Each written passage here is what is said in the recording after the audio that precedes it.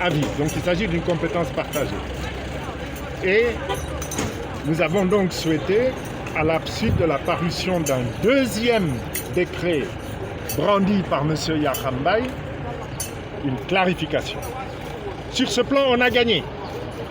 Pourquoi? Parce que nous avons introduit nos recours début juin, le 3 juin, notifié ces recours à l'agent judiciaire de l'État le 4 juin, et c'est le 19 juin qu'ils ont publié ce qu'ils considèrent comme le vrai 964. Donc nous, ce qu'on souhaitait, c'était publication du décret qu'il fallait prendre en compte parce que nous sommes dans une république et avoir deux faux décrets en circulation dans une république, c'est honteux.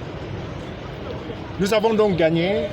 Maintenant, la précision a été faite, mais elle a été faite le 19 juin comme un moyen malin pour bloquer les procédures du CRD. Ce qui est dommage par contre, c'est que ce moyen nouveau est accepté par la Cour suprême. Ça, on va laisser les spécialistes du droit en débattre, on va laisser la doctrine se faire, parce que c'est extrêmement grave. C'est extrêmement grave. Pourquoi? Parce qu'on nous a empêchés d'introduire un décret pour excès de pouvoir, puisque ce décret n'existait pas, le 964. On ne savait pas lequel attaquer. Donc, on a gagné. On les a obligés, l'État, à publier un décret, un vrai décret 964. On les a obligés à enlever de ce décret la rémunération du président honoraire, et ça c'est une grosse victoire pour le CRD et pour le peuple du Sénégal. Maintenant, il y avait aussi un référé suspension du 976.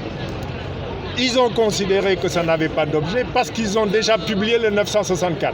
Mais le 964 qu'ils ont publié, c'est un élément nouveau, un moyen nouveau. C'est incroyable. Enfin, nous retenons, parce que nous savions que nous allions arriver à cela.